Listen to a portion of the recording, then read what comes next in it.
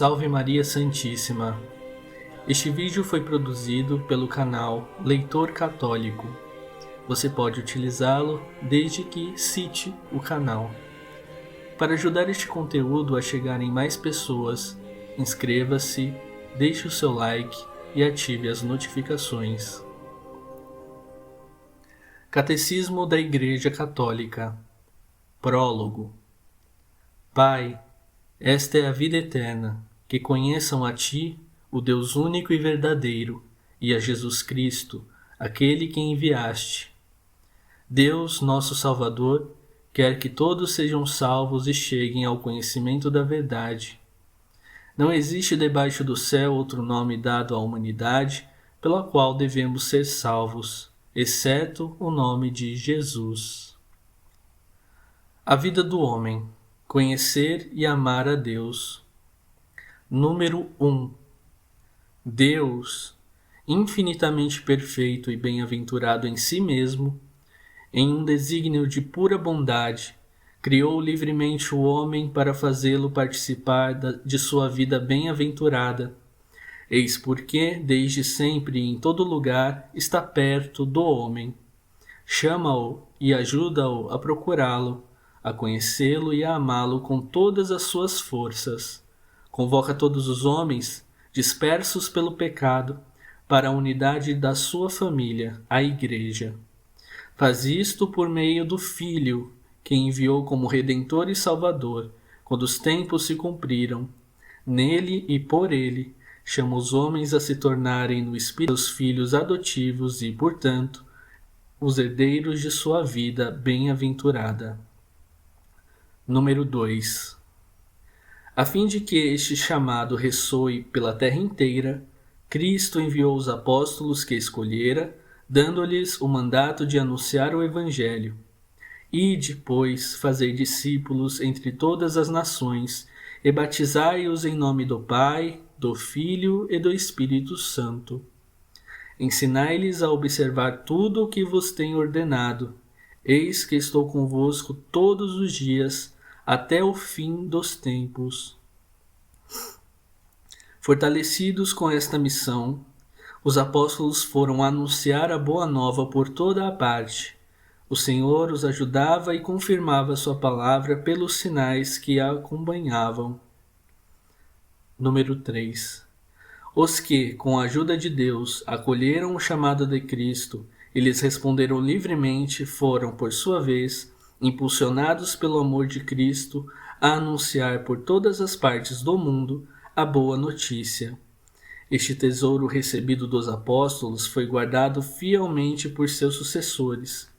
Todos os fiéis de Cristo são chamados a transmiti-lo de geração em geração, anunciando a fé, vivendo na partilha fraterna e a celebrando na liturgia e na oração.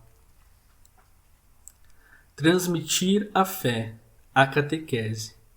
Bem cedo se passou a chamar de catequese o conjunto de esforços empreendidos na Igreja para fazer discípulos, para ajudar os homens a crerem que Jesus é o Filho de Deus, a fim de que, por meio da fé, tenham a vida em nome dele, para educá-los e instruí-los nesta vida, e assim construir o corpo de Cristo.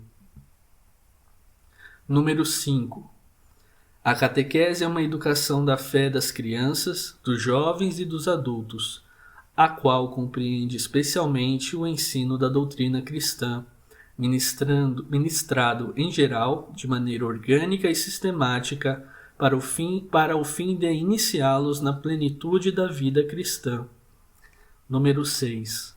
Sem confundir-se com eles, a catequese articula-se em torno de determinado número de elementos da missão pastoral da Igreja, os quais têm um aspecto catequético e preparam a catequese ou dela derivam.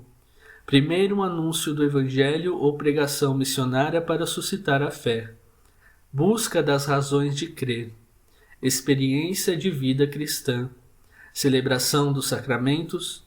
Integração na comunidade eclesial. Testemunho apostólico e missionário. Número 7. A catequese está intimamente ligada a toda a vida da Igreja. não somente a extensão geográfica e o aumento numérico, mas também e mais ainda o crescimento interior da Igreja. Sua correspondência ao desígnio de Deus dependem da própria catequese. Número 8. Os períodos de renovação da Igreja são também tempos fortes da catequese. Eis porque, na grande época dos padres da Igreja, vemos santos bispos dedicarem uma parte importante de seu ministério à catequese. É a época de São Cirilo de Jerusalém e de São João Crisóstomo, de Santo Ambrósio e de Santo Agostinho, e de muitos outros padres cujas obras catequéticas permanecem como modelos. Número 9.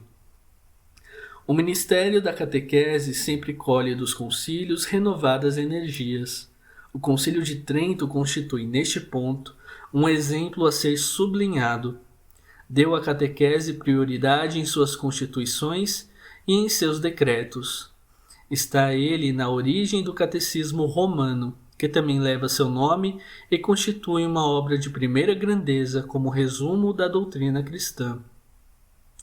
Este concílio suscitou na Igreja uma organização notável da catequese e, graças a santos bispos e teólogos, tais como São Pedro Canísio, São Carlos Borromeu, São Turíbio de Mogrovejo, São Roberto Bellarmino, levou à publicação de numerosos catecismos. Número 10. Diante disto, não é de se estranhar que no dinamismo que seguiu o Concílio Vaticano II, considerado pelo Papa Paulo VI como o grande catecismo dos tempos modernos, a catequese da Igreja tenha novamente despertado a atenção. Dão testemunho deste fato o Diretório-Geral da Catequese de 1971, as sessões do Sínodo dos Bispos dedicadas à Evangelização, 1974, e à Catequese, 1977. As exortações apostólicas correspondentes, Evangelii Muntiandi, 1975, e Catequese Tradentae, 1979. As sessões extraordinárias do Sínodo dos Bispos de 1985 pediu: seja redigido um catecismo ou compêndio de toda a doutrina católica, tanto sobre a fé como sobre a moral. O Santo Padre João Paulo II endossou este anseio expresso pelo Sínodo dos Bispos, reconhecendo que este desejo corresponde plenamente a uma verdadeira necessidade da Igreja Universal e das igrejas particulares. Ele empenhou todos os esforços em prol da realização desta aspiração dos padres do Sínodo. O objetivo e os destinatários deste catecismo. Número 11. O presente catecismo tem por objetivo apresentar uma exposição orgânica e sintética dos conteúdos essenciais e fundamentais da doutrina católica, tanto sobre a fé como sobre a moral, à luz do Concílio Vaticano II e do conjunto da tradição da Igreja. Suas fontes principais são a Sagrada Escritura, os Santos Padres, a liturgia e o magistério da Igreja. Destina-se ele a servir como um ponto de referência para os catecismos ou compêndios que venham a ser elaborados nos diversos países. Número 12. O presente catecismo é destinado principalmente aos responsáveis pela catequese, em primeiro lugar aos bispos, como mestres da fé e pastores da Igreja. É oferecido a eles como instrumento no cumprimento de seu ofício de ensinar o povo de Deus. Por meio dos bispos, ele se destina aos redatores de catecismos, aos presbíteros e aos catecistas. Será também útil para a leitura de todos os demais fiéis cristãos. A estrutura deste catecismo. Número 13. O projeto deste catecismo inspira-se na grande tradição dos catecismos que articulam a catequese em torno de 4 pilares: a profissão da fé batismal, o símbolo, os sacramentos da fé, a vida de fé, os mandamentos, A oração do crente, o Pai Nosso. Primeira parte. A profissão da fé. Número 14. Aqueles que, pela fé e batismo, pertencem a Cristo, devem confessar sua fé batismal diante dos homens. Por isso, o catecismo começa por expor em que consiste a revelação, pela qual Deus se dirige e se doa ao homem, bem como a fé pela qual o homem responde a Deus. Seção 1. O símbolo da fé, resume os dons que Deus, como autor de todo o bem, como redentor, como santificador, outorga ao homem e os articula em torno dos 3 capítulos de nosso batismo. A fé em um só Deus, o Pai Todo-Poderoso, o Criador, Jesus Cristo, seu Filho, nosso Senhor e Salvador, o Espírito Santo, na Santa Igreja. Seção 2. Segunda parte. Os Sacramentos da Fé. Número 15. A segunda parte do Catecismo expõe como a salvação de Deus, realizada uma vez por todas por Cristo Jesus e pelo Espírito Santo, torna-se presente nas ações sagradas da liturgia da Igreja, seção 1, particularmente nos 7 sacramentos, seção 2. Terceira parte. A vida da fé, número 16. A terceira parte do Catecismo apresenta o fim último do homem, criado à imagem de Deus, a bem-aventurança e os caminhos para chegar a ela, mediante um agir reto e livre, com a ajuda da fé e da graça de Deus, seção 1, por meio de um agir que realiza o duplo mandamento da caridade, desdobrado nos 10 mandamentos de Deus, seção 2. Quarta parte. A oração na vida da fé, número 17. A última parte do Catecismo trata do sentido e da importância da oração na vida dos crentes, seção 1. Ela termina com um breve comentário sobre os 7 pedidos da oração, seção 2. Com efeito, nesses 7 pedidos encontramos o conjunto dos bens que devemos esperar e que nosso Pai Celeste quer nos conceder. Indicações práticas para o uso deste catecismo. Número 18. Este catecismo foi pensado como uma exposição orgânica de toda a fé católica. É preciso ler como uma unidade.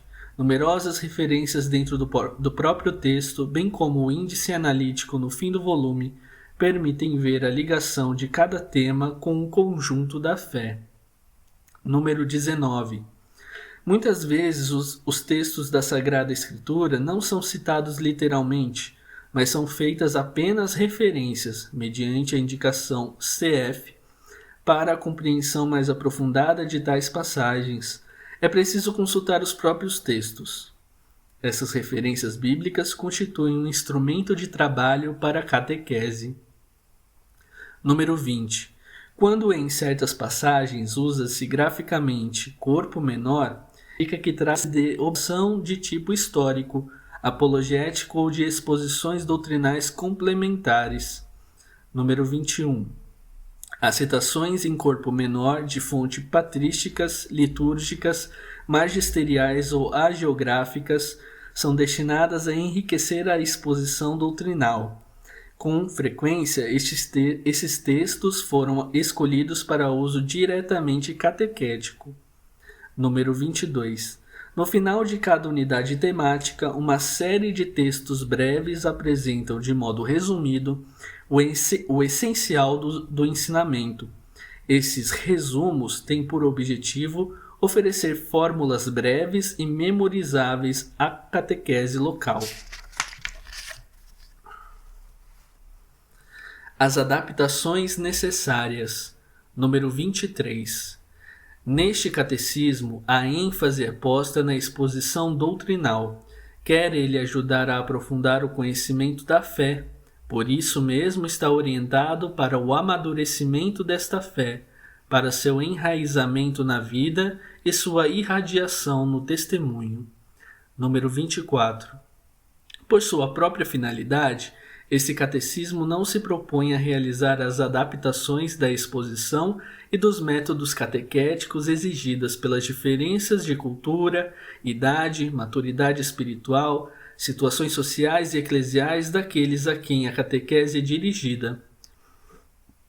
Tais indispensáveis adaptações cabem aos catecismos próprios e, mais ainda, aos que ministram instrução aos fiéis.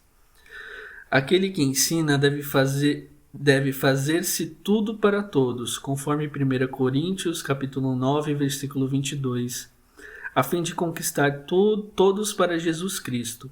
Particularmente, não imagine ele que lhe é confiado um único tipo de alma e que, consequentemente, lhe é permitido ensinar e formar de modo igual todos os fiéis à verdadeira piedade, com um só e mesmo método sempre igual. Saiba ele que alguns são em Jesus Cristo como criancinhas recém-nascidas, outros como adolescentes, outros ainda como estando na posse de todas as suas forças. É necessário considerar com diligência que uns têm necessidade de leite, outros de alimento sólido. O apóstolo indicou tal dever, ou seja, aqueles que são chamados ao ministério da pregação devem, na transmissão dos mistérios da fé e das regras dos costumes, adaptar suas palavras ao espírito e à inteligência de seus ouvintes. Acima de tudo, a caridade. Número 25. Para concluir este prólogo, é oportuno lembrar este princípio pastoral enunciado pelo Catecismo Romano. Toda a finalidade da doutrina e do ensinamento devem ser postas no amor que não acaba. Com efeito, pode-se facilmente expor aquilo em que é preciso crer, esperar ou fazer, mas sobretudo é preciso fazer sempre com que apareça o amor de Nosso Senhor, para que cada um compreenda que cada ato de virtude perfeitamente cristão não tem outra origem senão o amor, nem outro fim senão o amor.